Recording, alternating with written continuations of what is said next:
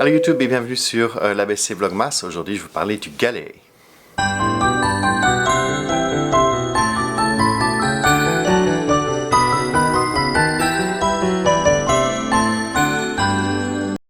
Le galet, c'est la cuisine que vous avez dans l'avion, donc c'est une cuisine qui est très petite, vous pouvez marcher en général dans l'avion, vous allez voir qu'on a un espace de travail qui est assez restreint.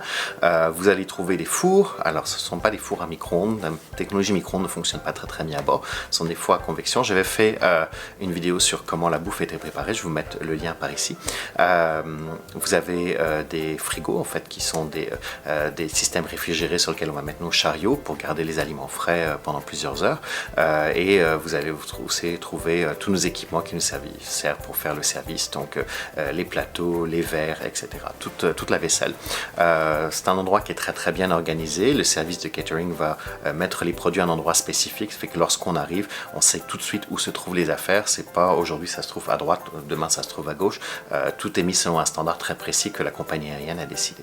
Comme c'est un endroit très petit, il doit rester rangé et propre le plus longtemps possible. C'est une cuisine, donc on va s'assurer à ce que les comptoirs soient toujours propres et on ne va pas mélanger les choses souillées avec les choses propres. Donc lorsque vous nous voyez en cabine en train de distribuer des plateaux repas et que vous aviez commandé un repas spécial et que vous avez déjà terminé votre repas, on ne pourra pas prendre votre plateau souillé parce qu'on ne peut pas le mettre dans le chariot avec les repas qui sont propres, qui n'ont pas encore été distribués à d'autres passagers.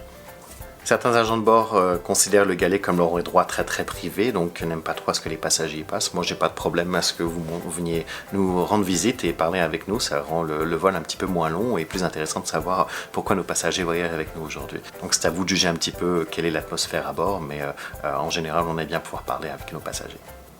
Voilà, merci d'avoir regardé. N'oubliez pas d'appuyer sur le bouton subscribe pour vous abonner, comme ça vous ne manquerez pas la vidéo demain. Salut!